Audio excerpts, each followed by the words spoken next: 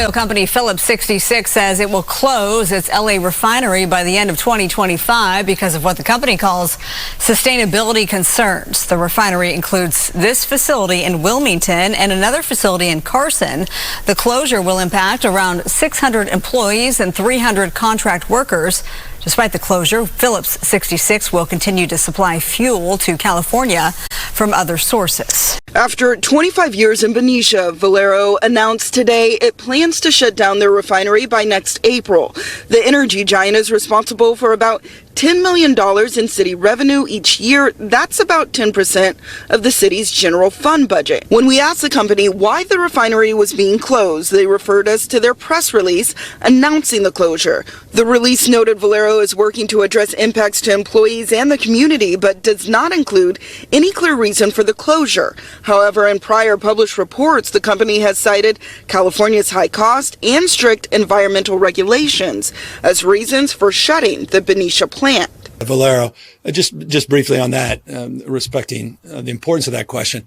Under our special session, the first special session bill we advanced, there was a requirement to give notification as relates to any augmentation operations or closures for refineries in the state of California. Pursuant to that, we were given notification this morning, late last night, early this morning, made official, and we have a year to now address that issue. And I can assure you, beginning last night, we had all hands, and we're in the process of addressing any anxiety that may be created or any market disruption that may be created by that announcement. But we have time pursuant to that special session to mark some progress. And already this morning, first thing this morning, our teams are assembling to advance that progress in concert and partnership with the legislature. We have got Assemblyman from the 32nd District of California, Stan Ellis. And Stan, you have created a paper along with Professor Miche, who is not here, wasn't able to join us, busy schedule, professor. And then we've also got Mike Ariza here on the podcast. And Mike, you are a longtime oil refinery controller, and now you're at Chico State. And between the three of you, you wrote a paper that's gotten a lot of national attention from the standpoint of the number of refineries and the ability for California to generate its own oil and gas supplies has been restricted so greatly, especially with the two refineries that are basically closed and being closed now. You guys wrote a paper and you've been kind of on a tour where you've been talking about this and the implications of this to not only California, but to the West Coast and to the West Coast defense, ability to defend itself. So, Mike, where do we sit with the closures of, we've got the Phillips 66, and then we have got the Valero Benicia refinery. One of those is closed, right? Offline, and the other has been idled. Is that correct? Yes. This actually started back in 2023 when the 𝗪𝗧𝗛𝗪𝗧 refinery and the Conoco Phillips refinery in Rodeo were converted to diesel. That's when we took 350,000 barrels a day of crude oil processing, went offline to do that. With that, the gasoline, jet, and propane production went offline. So even back in 2023, we lost about 18 to 19% of our gasoline production, and maybe 15% of the jet fuel production. So we were already starting to put ourselves at risk at that point. And then once with the regulations and everything that they've been putting on the refineries, and then you go in, fast forward to 2025. The state put in a regulation where the refineries had to hold up extra storage of gasoline, and then they wanted them to build extra tank storage. It was like 5 or 6 days after that, Phillips 66 in Wilmington said, "We've had enough. We're shutting down." And it wasn't too long after that, the Valero in Benicia notified the CEC that they're going to shut down as well. Phillips 66 is offline as of October 17th. They're offline. That's another roughly 9% of the state's gasoline production gone. So you're a total of 28, 29, 30%.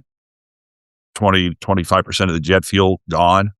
Valero is they canceled the crude oil contracts back in October. And what they're doing now is they are slowly coming down. They are working down their tank inventories, so they could take their tanks out of service.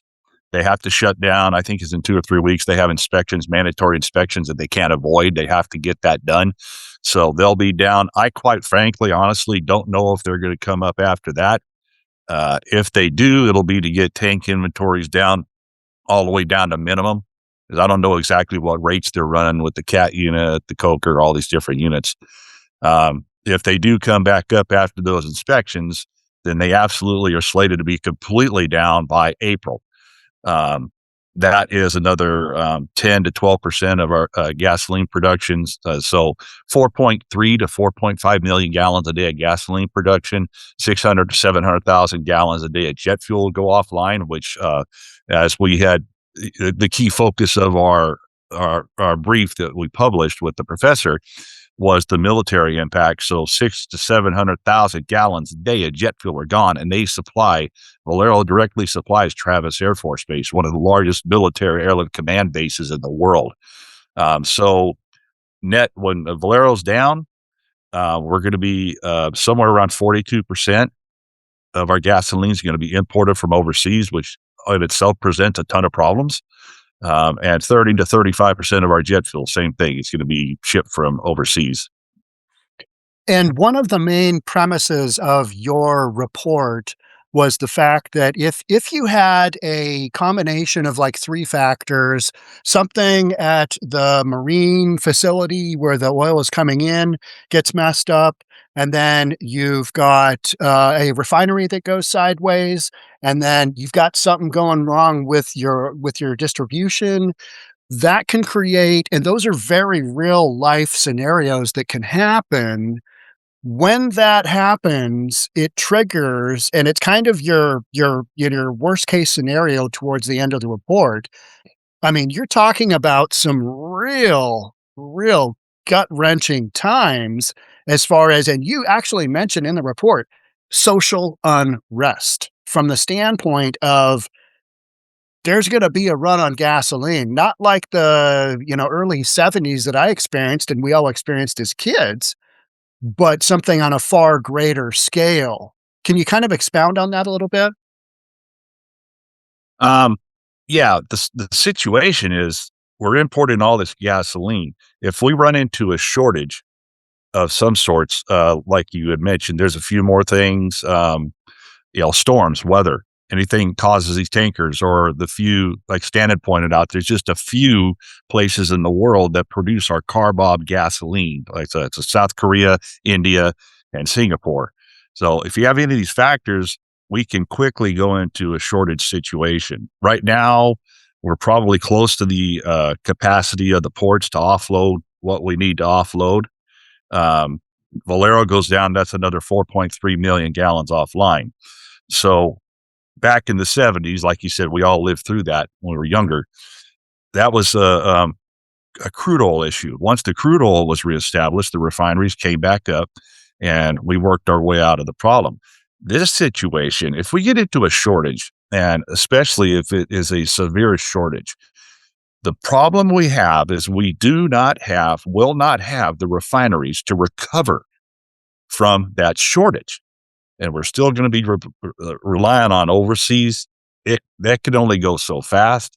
So that's where the real danger lies especially with our military, all the bases. Stan has visited quite a few of them. I was stationed at Travis Air Force Base years ago.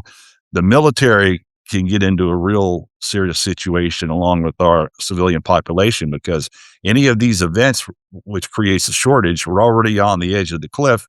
Then we don't have the refineries to be able to pull us back out of it. Right. And you have the ability to internally move gas products around, but you do not have an incoming pipeline to California. And so, Gavin Newsom put out, the governor, in his, I don't want to bash the guy, but I routinely do, just because some of the stuff that he puts out is his rebuttal essentially to your report, was such that he said that oil refineries are being closed worldwide. So, yep, don't worry, not to worry. There's a drop in consumption of gasoline in California. And I'm thinking, no, it's been pretty consistent. That's simply not true. And the fact that he basically said there's nothing to worry about here from a defense standpoint, we'll just import what we need. And that to me was kind of emblematic. And maybe Stan, you can talk about that from a political standpoint. Yeah, originally when we started this, I was probably a little more political than, and I got to thinking, let's just go to the facts. Let's just tell the truth, and let's quit worrying about the politics for a minute. This is simple supply and demand, and I think and I think the governor and his staff they don't understand, simply because, and if it's political, then it's political. I don't really necessarily care to go there because I'm a solution science-based guy.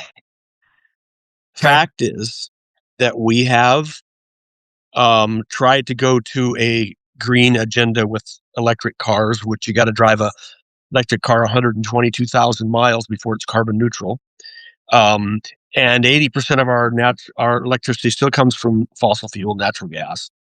And then, so we try to move in the all electrification. We don't have the infrastructure. So from that agenda, they tried to move too fast. Then while they're doing that, they're not issuing permits to drill. We have refineries that are over-regulated. They want to shut down their business. I don't blame them. I've moved some of my businesses out of California. So, coupled with the fact that when you have a shortage of crude or gas in California and you shut these facilities down, you just can't snap your fingers and turn them back on. Mike can attest to how sophisticated it is to bring up a process unit. I can attest to how long it takes to get a drilling rig, and unfortunately, a lot of our trained operators and drilling experts are all moving out of the state because there's no work here because CalGEM wouldn't issue permits. And like I say, whether it's a political agenda, whatever it is, this is what happened. So the fact remains that you can't turn on the switch and make oil and gas. It takes months, years. So when we're degrading our whole infrastructure in oil and gas, and we become dependent on countries that, I think you already heard this, India's getting 40% of their crude from Russia. They know that. You don't think Russia doesn't know that? And if they wanted to affect us, Yeah. do you think that they don't know that we're getting South Korean diesel products? And I even question, frankly, this CARB spec. And you're talking about getting oil and gas, gasoline and gas products from this is so hypocritical, from third world countries that don't have any human rights. Then we bring in this crude through ships that are burning number 6 fuel oil, which is putting polynuclear aromatics for 3 weeks into the atmosphere. I think you've already heard this story. I talk about that all the time. It is so hypocritical.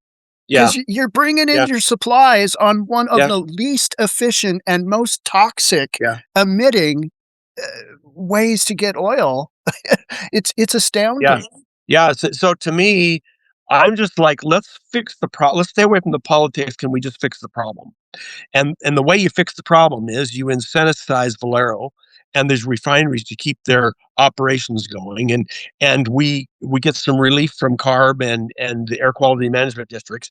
And honestly, if we federalized those regulatory agencies and went to the EPA standards, we'd be fine because we operate in the rest of the country under these EPA standards, and we put out clean air, and but they've made it so onerous that it costs too much.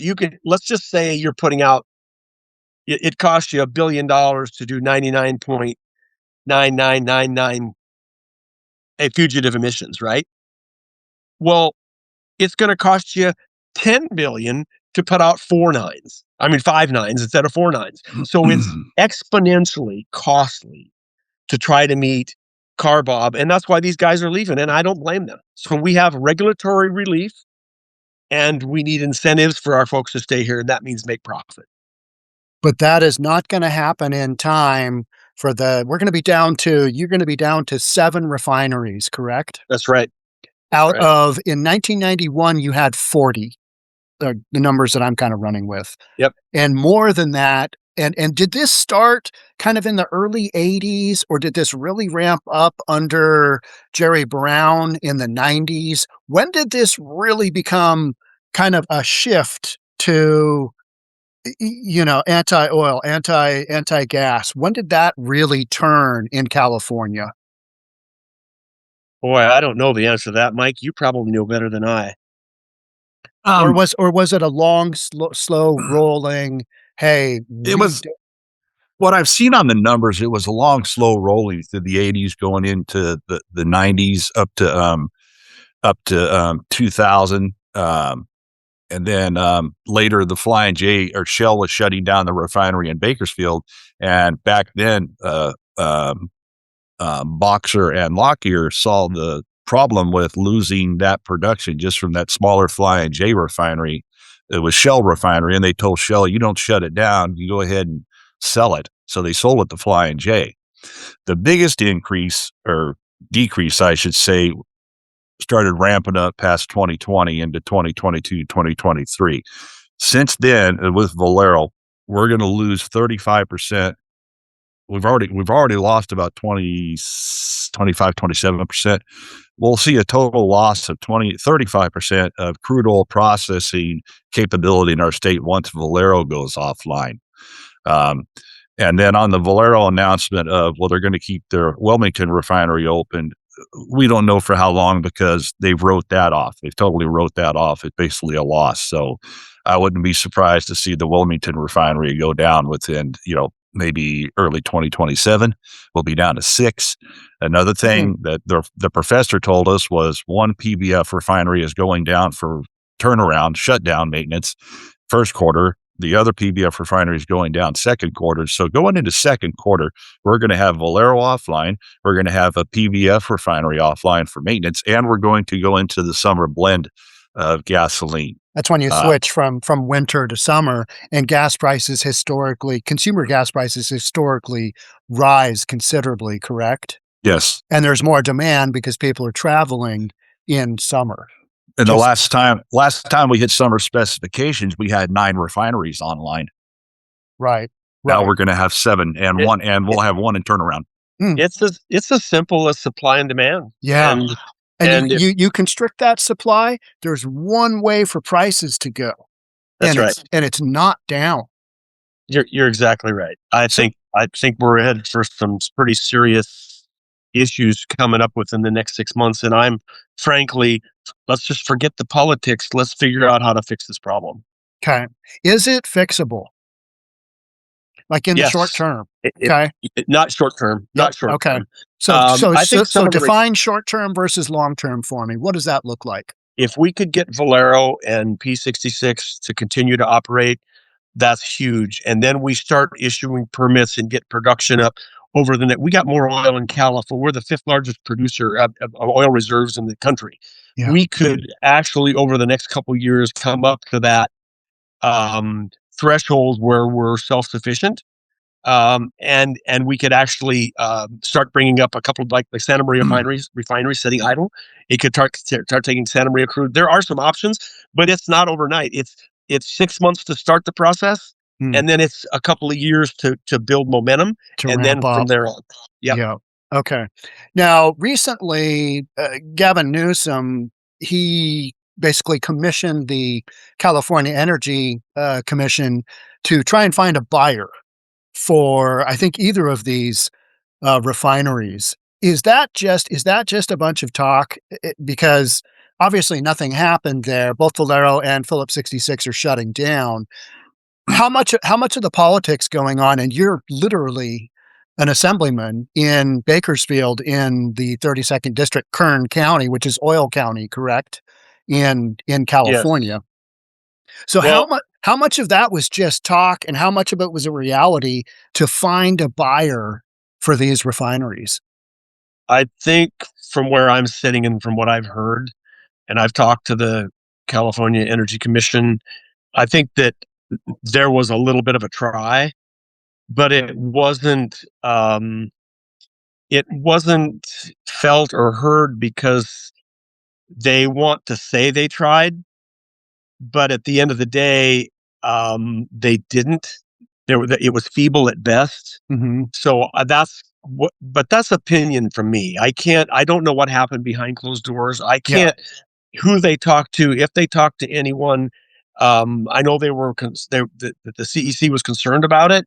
I think they wrote a letter to the governor, and it was kind of pandering to the left and the greenhouse gas agenda, which, they talked about the use of fossil fuels are down, which is a complete lie. Mm. And it's just total Let's misinformation. let's And talk about That's that. Let's talk about that. and that's Sean, Yeah, and specifically. that's the problem. Like Stan's saying, they didn't address the root cause of the problem. They didn't address the root cause. Why are the refineries leaving? They made no serious, effective changes. Mhm. Same old, and in fact, they tightened up the restrictions even more. Mm. So the burden that they put on the refinery, those restrictions got even larger and larger and larger. They didn't fix the root cause of the problem that would cause, it's like Stan's saying, supply and demand, and a company wanting to stay or wanting to go. When you're losing so much money, and like Valero, here's one, and I think this is a big stick, is Valero doesn't own crude oil. When Exxon owned the refinery before 2000, sometimes the refining margins were such to where, the refinery might be losing a little bit of money. So you had upstream the crude oil, midstream the refinery, downstream everything else where it goes. So even if the refinery was losing a little bit of money, Exxon was selling their crude oil to their own refinery.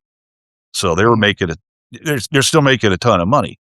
In this situation, the refinery is losing a ton of money. They're getting fined erroneously, egregiously, and they have nothing to make up for it. It's just a loss. It's a massive loss. Even Chevron, I forget, the professor was saying the loss that Chevron has taken. We all know they moved their headquarters to Houston after 140 years out of California. Now, they do own their own crude oil, which, in my opinion, is part of the reason why they're still operating here. If they were taking the losses that Valero and the others were taking, I have no doubt in my mind they would be exiting just like Valero did. They'd be out. So, Right. I agree with that. Okay. Stan, in your district, is there a markedly different perspective on how all this is going down from what's happening in Sacramento? Because you guys are boots on the ground. You're literally in the dirt there, and you've got decisions being made on your refineries that are being made on at the Sacramento level that just have a huge disconnect with reality.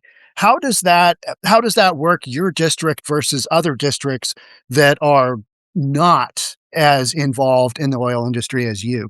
Yeah, there's only about 4 other districts, but I will tell you the LA basin is loaded with oil. Mm. There's some in Ventura, there's some up in Monterey County, and then you have Kern County, which is kind of the king. Yeah. But the perception is that Sacramento doesn't care, and they're trying to put them out of business. Mm. And it's Mhm. really frustrating coming from, and it's the truth. I mean, you sit there. I'm in the oil and gas business. I provide. Have service companies and it is to get operators to try to go drill and spend millions of dollars on a well that they don't know the future's so unknown, and it's so skeptical and it's so risky. Why would you, even if you could drill 2,000 wells, why would you go put the money out? Right. After 237 passed, guess what? There's been 140 permits issued out of 2,000. Mm. Well, at 20 Mm. barrels a day, that's 2,000 barrels. You think that's going to help in a million barrel a day Yeah. surplus? Not surplus, but we're bringing in a million barrels a day. Come on. And So that's something that Sacramento continually points at. Hey, we brought on 2,000 new Yeah. available wells, and it doesn't even put a tiny dent in your It- supply issue. Yeah, no, it's just It's a ruse. misinformation. It's misinformation. Oh, it's Yep. a total ruse. It's a total ruse. And Yep. then you're looking at, like Stan's saying, Stan was in that business, 50 years ago, initially with wells and stuff like that. You're looking at, you were going to increase the whole number of 2,000. It's a total ruse. And then you got refineries shutting down. So the requirement in the state for crude oil is dropping off. So now you're going to have some company invest all the money, all this money into drilling more wells to produce more crude oil when the state crude oil demand is going to drop off. So economically, it's a non-starter. I come back to, I'm going to have to get off here, Sean and Mike. Yep. I've got to go to a meeting, but Yep. I just come back to, it's simple. It's supply and demand. Give us the tools to operate. We can catch up over the next 6 months to a year. If you let Valero shut down and P66, we are in a world of hurt. And get ready for the price of gas to go up. If there's a conflict of any type, whether it be weather, whether it be military, whether it be a problem in the port trying to get all the ships in, any one of those, or a combination, or a refinery goes down, guess what? We got gas lines and we're in trouble. So yeah, back to 1970, whatever that was, Yep. but worse. Yep. But worse. Far worse. Yeah. Yep. Okay. Assemblyman Stan Ellis, thank you so much. Appreciate your info. And I'm going to keep going on this topic because there's not enough folks kind of covering this. And I really appreciate you coming on board here and talking today. We appreciate you bringing this to the attention of your viewers, Sean. All the way from Seattle. Yeah. Yeah. Okay. And thank you, Stan. Mike, thank you. All right, Stan. Take it easy. Okay. Thanks so much, Stan. Bye-bye. Mike, one of the things that you had in the report was there were some things at the presidential level that could be done from a standpoint of some executive orders and from a defense standpoint. Can you kind of run through what that would look like? Because Stan's indicated, all right, maybe we can get some of the refineries to come back on board, but that's going to take a while. Short term, say we do have some major issues supply wise. What could happen? And you recommended a number of things. Do you recall kind of what the broad overview of that looks like? Yeah, the Supremacy Clause of the Constitution, the Defense Production Act, where you basically federalize all the refining assets, oil production assets, everything to do with refining, shipping, supply. It's like Stan says, basically you need to take CARB and the CEC, you need to get them totally off the back of all the oil companies. I mean, once and for all. Like Stan was saying, you get a federal EPA, refineries and oil industry runs really good through the rest of the country. Nobody has bad air. We know what prices are in Oklahoma, where some of my family lives. They're like $1.95 a gallon. That's because the drill, baby, drill, my parents are in OK City, and my dad sends me texts of here's what I'm paying for gas, and it's about half. It's more than half. It's more than half, yeah, of what less than what I'm paying. Yeah, what's saving California, and I've mentioned this before, what's saving California right now is Trump. They're going to turn around here in this state and try to blame Trump when it takes off through the roof. But right now, Trump has, in fact, with the drill, baby, drill, and the winter blend, we're in the winter blend right now, and the tankers right now with all the imports coming in, they're keeping up with the demand. Now, when the demand goes up in the summer, you have another refinery down in Valero. You're in the summer blend. You have another refinery in shutdown for maintenance.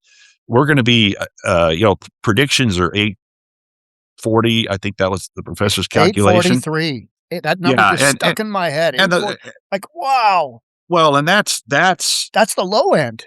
That's the low end. It could be 10. It could be 12. It could be 12. It could be higher. Who knows? When we're short, we're short. Don't forget, we supply Phoenix. We supply Vegas. We supply Reno. We supply Vegas. And take away the percentage of, it's 80% of Nevada, whatever. Bottom line is Vegas and Reno will run dry quickly. So what we'll see is all of our metropolitan areas, they'll go into a total state of civil unrest. And given the behavior during the toilet paper shortages, I see bad things happening. I mean, real bad things happening. And the thing is, people have no idea this is coming. They have no idea we're in this situation. And my opinion on the governor, it's beyond naive, totally beyond naive. He is setting this state up for a failure, along with the military, the West Coast. This, to me, I won't say it's deliberate, but it sure is suspicious at best. He doesn't have. From my end up here in Seattle, and we are dependent upon California for military bases. We've got some military presence here, but Pacific Fleet being in California, West Coast is dependent upon California for safety. And what you've outlined is kind of a shocking. I equate it to the movie Red Dawn, where all of a sudden you got the guys dropping out of the sky doing the invasion. And when that happens, that's when people are going to go, you know what, that happened. And we don't have the ability to import anymore. We don't have, the ships aren't coming. And internally, domestically, California can't produce. Hosed. Literally just game over. And you don't have the refineries to recover. There's no refining ability to recover with. That you should, because they're there, but they basically said, we can't do business in the state of California. Yeah, the professor wrote one of this in one of his briefs he had just published recently was, China, please keep supplying us with jet fuel while we're defending Taiwan against you. It's you look at the pie chart of where you guys are importing your oil from. It does not make you feel warm and fuzzy if you're trying to go to sleep at night. No, and that's the thing. You got so many bases. Here in Nevada, you got Arizona. They have the Yuma Marine Corps base down there on the border. And you don't have the refineries.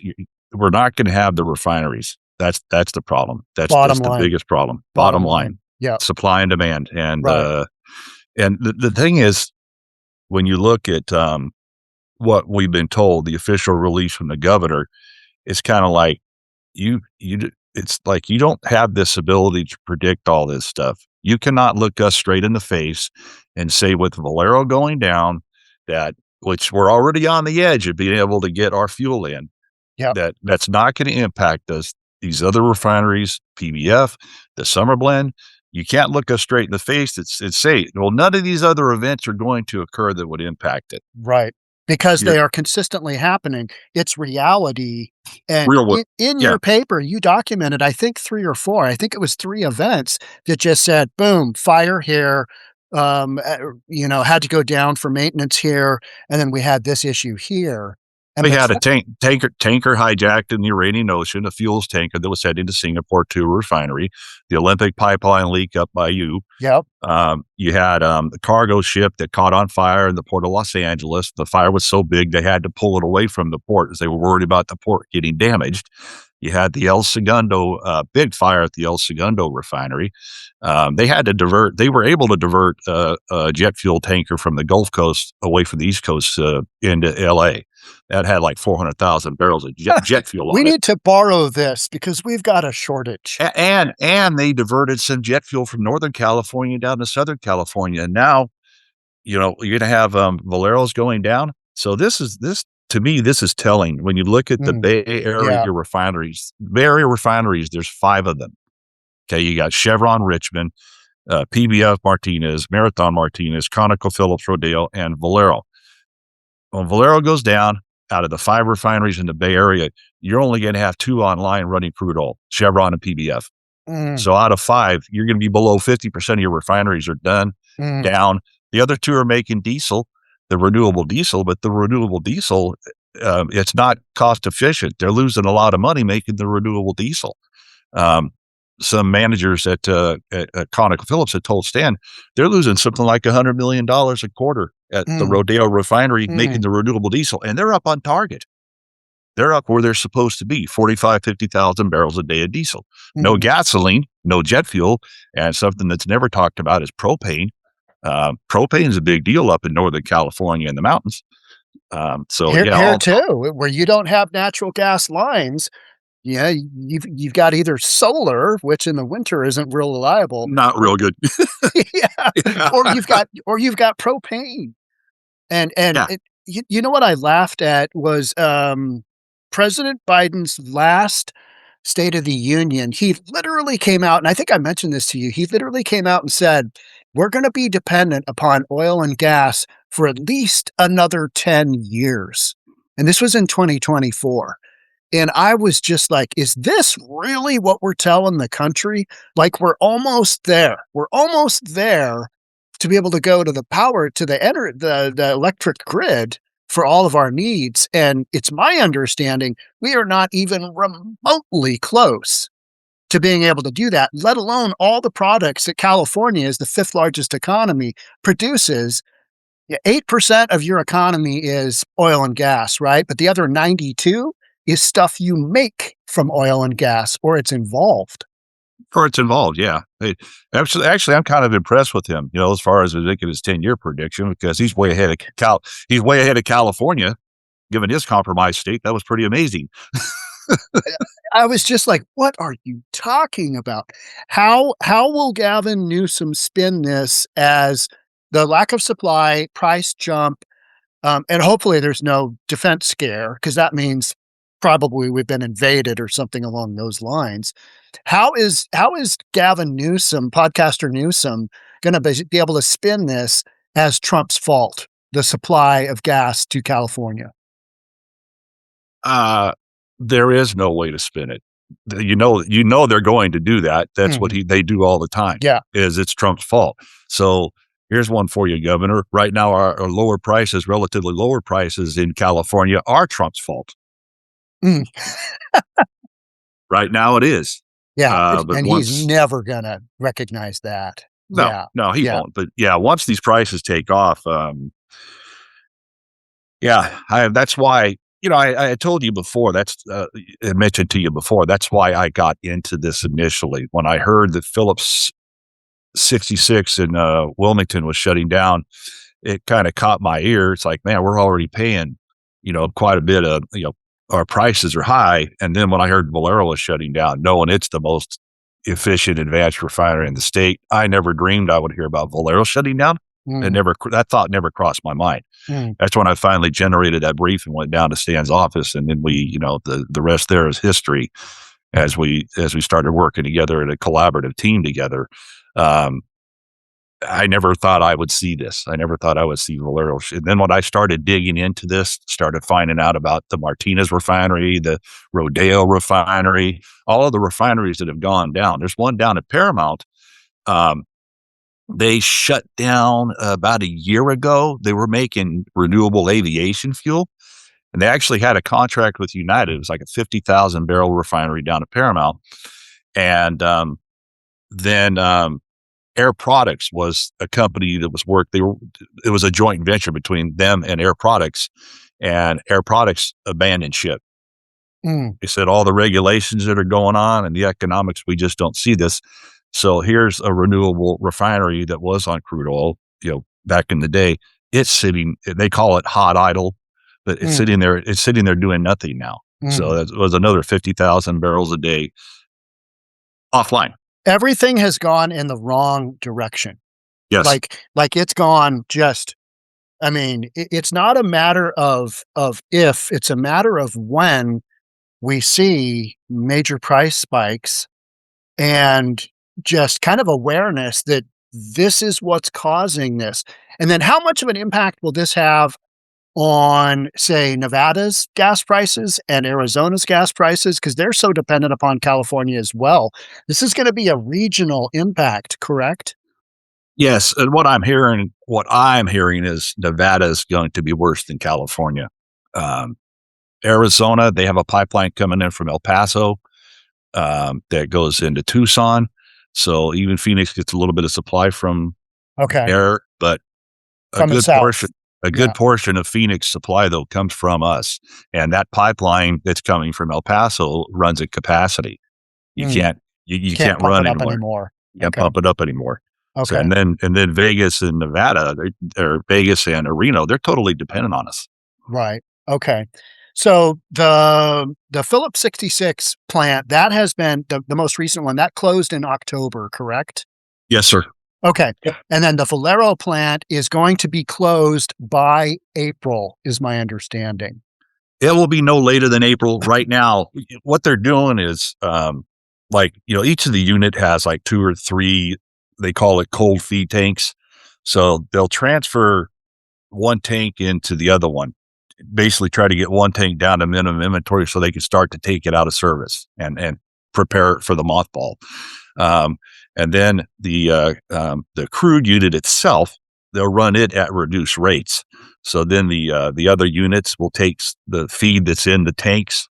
They'll start bringing more of that up. Basically, the processing units will stay up on rates. The crude unit will run at reduced rates. That way you get those other tanks empty. Once they're empty, ready to take out of service, lights out, it's done. Because So- you need to take those supplies out in order. It's like winterizing a vehicle, correct? Yeah, you can't leave 30 or 40,000 barrels of cat cracker feed or hydrocracker feed. You can't leave that in the tank. You got to Just get sitting those there. tanks empty. Okay. If you're going to shut down the plant and walk away from it, you have to, you have to get those tanks down to minimum. So that's what they're doing right now. And then they have inspections they have to do, which is in February. What they do after that, they come up, I'm 90% sure it's not going to be up on full rates. And then April is the absolute deadline. Done. We're done. The tanks are empty. We have no crude oil. Everything's offline.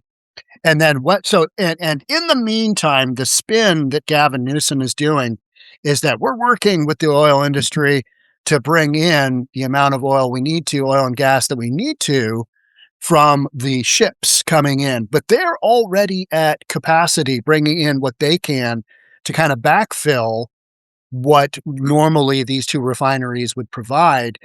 At some point, they're already at capacity. At some point, when the Valero goes down, now you've got a real void in the system. And that's what we're talking about, combining with the switch from the winter blend to the summer blend.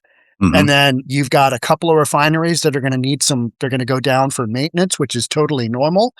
And then if you have 1 or 2 other fires or whatever in your supply chain, Power failures, fires. Around California, weather's not such a big deal, but you could have weather impacting like shipments from Alaska. That's what a couple of times I had to cut the rates back at Exxon Valero, Benicia Refinery, because storms were holding up the Alaska North Slope tankers. One time we were about 8 hours away from shutting down.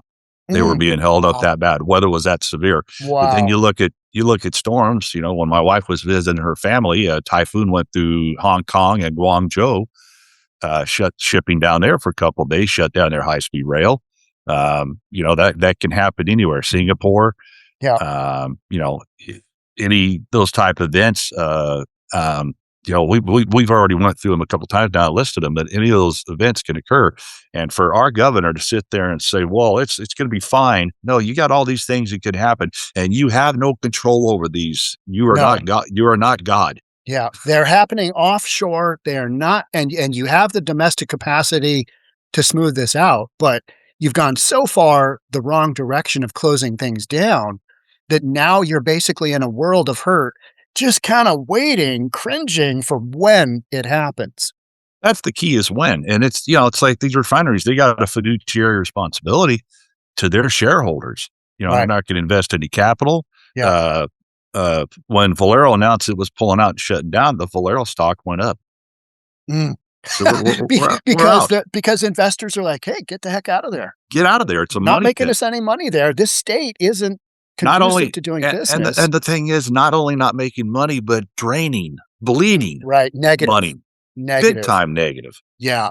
And then you throw a $70 million fine in there, doesn't exactly signal, hey, we'd like to continue doing business with you. Yeah, that was actually 82 million. Was it? Okay. All right.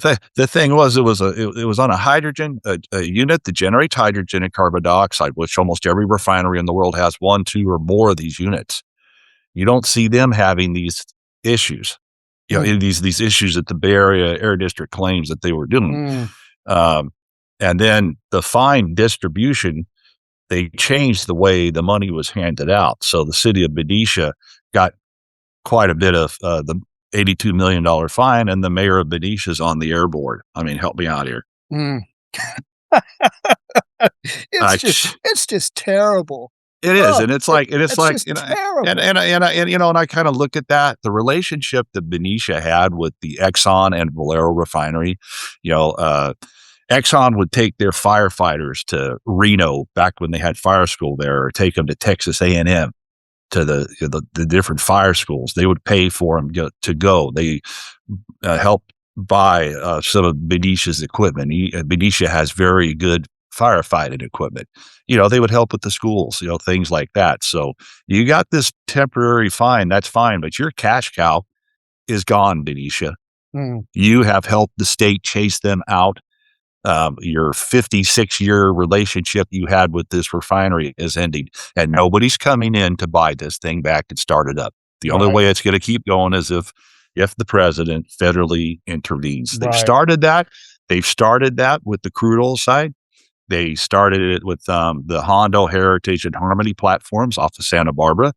The Department of Transportation and Sean Duffy, they actually came in and said that piping into the state, and then it runs to Kern County. They basically reclassified it as interstate, not intrastate. And they told California, we're going to start pumping crude oil back into the state. That's what these platforms are here for. We used to get feed at the Benicia refinery from those platforms. They were Exxon.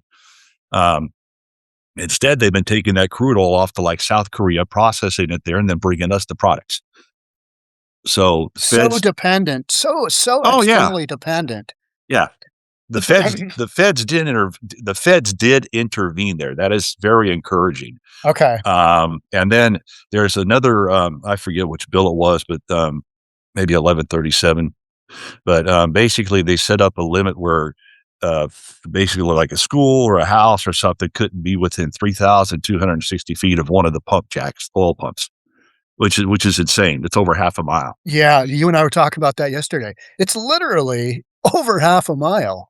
Yes, but the feds are intervening. The feds are intervening on that one too. So how close will you be able to, and not that it really matters, right? Because you're talking about a couple of thousand wells that, again, don't really. Well, that with the drilling, and then this is with active, wells. They lost, I think it was like 15% of the pump jacks couldn't run anymore. Because they were within proximity to it. Within over half a mile. Oh. It's like, really, guys? They just don't want big oil in their environment, do they? They virtue signal so hard, literally, into what we're talking about is going to be some kind of social unrest. Now, walk me through. So when the refinery closes down, supply shrinks. At what point in time will gas prices to consumers in California, when will that start to elevate? And what will cause that? I know there's a normal elevation in springtime as we're looking at the summer market and the summer blend. But walk me through, how do those prices go, and what would make the difference between going to like $8 versus like $12? Well, the professor and the studies they did, very intensive studies, factor in a whole bunch of things. And, they came with like $8.43 a gallon, I believe it was. Yeah. When Valero, right now, if we're on the edge of being able to get the supply in with what's down now, 30%, roughly 32% of our gasoline that we used to produce is being imported. That's going to jump to 42 to 44 with Valero going down. If we're on the teetering edge now, we only have 14 days supply on average. We're still consuming 36 to 38 million gallons of gasoline a day. That's not slowing down. And we know what happens in the summer. It goes up. So instead of 36, it's going to push towards the 38 million. That's normal with the seasons.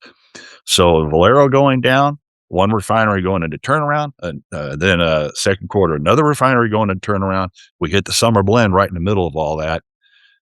I'm going to say, going into the summer, it's going to be the 8.43 a gallon. That's my educated guess. And that is assuming we don't have any of those scenarios problems. Because there's really nothing you can do to offset those problems, is what we're saying. You can't Yes. create a scenario where instantly overnight, all right, we're going to bring this in, because it doesn't exist. Yeah, even if you could, which I don't think they can, it would take 3 or 4 or 5 weeks to get here. Right. Yeah, because that's how long, and that's a temporary deal, right? I mean, Yes.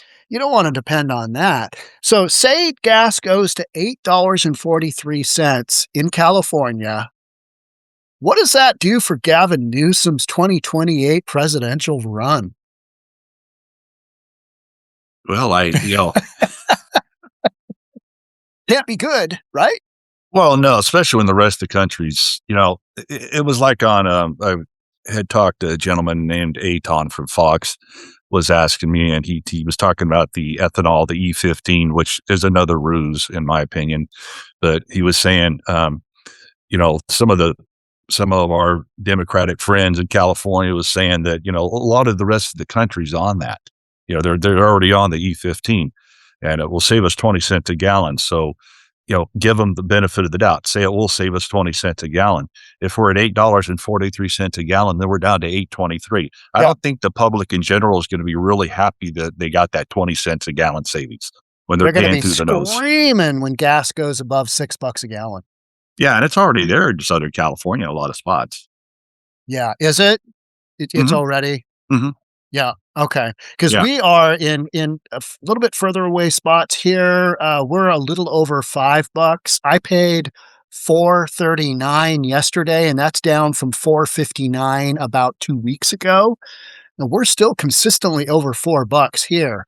But when we go over $5 here consistently, people squawk. Well, they should be squawking for being above $3 a gallon. There's no excuse for it.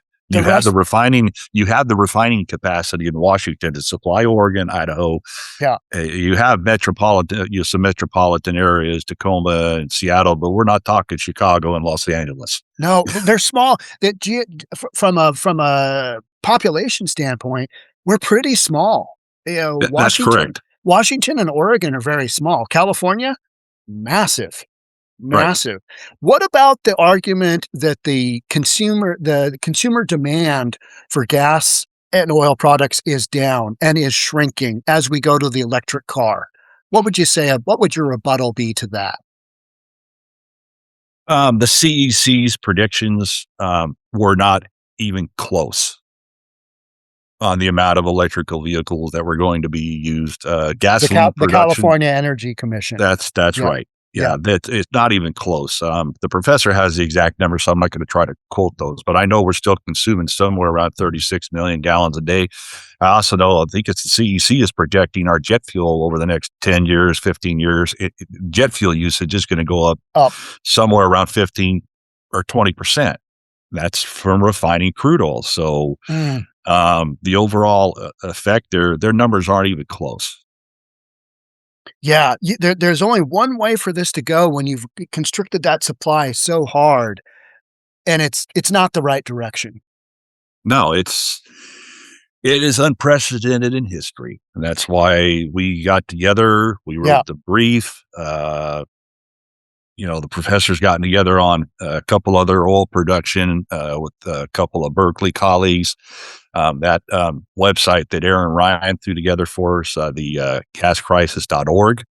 It has all that information. One thing I'm seeing that it kind of concerns me, I'm seeing a lot of, what you call the clickbait. You watch your shows, you do, you're researching, you're doing the research, you're getting the people that know. So you're putting out the best factual information you have. I'm starting to see more and more where, they're quoting stuff from the studies that we have done. But, like for instance, they're saying the Sinclair refinery up in Washington, it converted to CARBOB and it'll make 145,000 barrels a day CARBOB. No, it won't. That's the crude oil rate for the refinery. It's not going to make half of that, if at all. They're getting their data tweaked, and it's really misleading. No, there's a lot, and I'm seeing more and more of that. So I would highly recommend folks, obviously, watch your podcast. And if you want real accurate information between me and the professor and Stan, go to the gascrisis.org and you'll see our reports. You'll see some of the videos we've done, reports from like the California Globe, the actual factual information. And you actually you have the ability to contact us. If you have questions, you can contact us and we will get you the answers. You contact me and I don't have the answers. I'll get them. I'll get them. I'll talk to the professor, talk to Stan. But that's the thing right now is the crisis that's coming. And I'm really, really concerned about misleading information that is being published out there. And a lot of that, from my perspective, because I go out and do searches all the time for new information, I'm getting new information. It's coming from AI channels and it's got the guts of the facts correct. But because it's AI, oftentimes that, they hallucinate. And then you get this information and you're left with like, what was that? And it's wrong. It's factually wrong. So one of them, like you're talking about there, Sean, I was watching, and $8.43 a gallon. I'm watching this going, what is this guy talking about? Then he's like, and Professor ภิche岱says gasoline's going to be $843 a gallon in California. Right. Who's fact checking this? Is anybody reviewing this? And the answer is no, because they're literally, some of these videos are getting hundreds of thousands of views. So you are literally bad information out there. And so then when the consumer goes to the pump and it's $8 a gallon, they're going to be like, wait a minute, they said everything was going to be fine and it's not. What are we doing here? Yeah, that's the problem. That the point of no return after Katie, I wrote that up, that we're getting past the point of no return, which Stan was alluding to with the refineries. We need the intervention. We need to get Phillips 66 back online. We need to keep Valero from going down. And the only way that's going to happen is the federal intervention like we've talked about. But I've seen this, I wrote that up initially as the point of no return. And Katie Grimes wrote a fantastic article, Are California's Refineries Past the Point of No Return? And the answer to that is yes. But people are taking that and then running with it and then putting out a lot of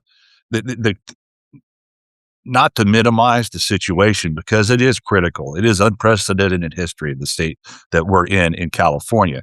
But some of the information that's being put out is just bogus, just totally bogus. So, it's bogus, but it gets clicks, and that's all they care about. And what's really interesting about this topic is you will still see authors referencing, they'll write an entire article on your guys' report, which came out in October. In social media, that's a long time ago, but it's so important that people are still able to basically do their spin on it, give it their take, and people are consuming that information, because I still think there's enough people out there that have a head on their shoulders and they're like, let's see, if we reduce the supply a whole bunch and then we go into summer, hey, wait a minute, this isn't working out in the right direction. Yeah, anybody that's been paying attention sees that every summer in California, price goes up. Anybody buys gas for their car. Yes. And I know we're going on, but it's like, when I was taking my wife and my brother to San Francisco, the time of the night that I was going, and there was still so much traffic, so many cars, so many people. And I'm just driving while I'm, driving them. It's like, man, people, they don't have any idea what's coming. What is just looming around the corner. I'm in Seattle by I-5 all the time. In the middle of the night, it's just massive traffic, and they're all filling up at the pump. There's none of this. We're all driving our electric car. That's not happening. No, it's not. And that's, they didn't, the CEC didn't even, the California Energy Commission did not even come close on their estimate. Like you'll see in the governor's report, his report, he says, the EV sales, were a record high in 2025. Okay. They were up until October when the federal payment ended. You were getting $7,500 if you bought an EV. Yeah. When you look into November and December, it cratered. Yeah, absolutely just cratered. People took advantage of it because it was kind of a novel thing. Obviously, some people believe in it, but the rest of us, we're still driving our gas vehicles. Yeah. That's just not going away. Mike, thank you so much for being here, and I appreciate all your information. I have learned a lot, and it's because I read your article and I thought, there's no way this is happening. This has to be fake news, especially with a professor from the University of California involved. I'm like, this just smells bad. And then I read it a couple of times and I started doing research on you guys. I'm like, these guys are legit. Yeah. And I had a couple of big podcasts come off of that, and it's because it's a real situation that is going to happen. So I really appreciate all the information you've provided here today. Yeah, I did see, Sean, I did see one thing, and it was really telling. I was watching this on the video, and it said, you got an assemblyman with over 50 years of experience in the industry. You got a professor from USC that's been studying this since 1973. And then you got me between the refiner and operationals. So, and then they started quoting from UC Davis studies and a couple others. But bottom line was, you got 140 years of refining industry intense experience saying, you got a problem, there's a big problem, we're in trouble. And you got a governor that says there's nothing to see here. It's all good, Mike. It's fine. Don't worry about it. Don't Yeah. worry. We're just the ships are gonna backfill the supply you need. It's gonna be good. Yeah, don't worry about it, guys. Don't worry Rest. about it. Yeah, just just keep voting Democrat. It's gonna work out. Amen. Absolutely crazy. Mike, thanks so much. I hope you have a great rest of your day. And we will have this up in the next couple of days. I'll shoot you a link when we get it up. Okay, Sean, thank you. Thanks again, Mike. Yep, bye-bye. Bye-bye.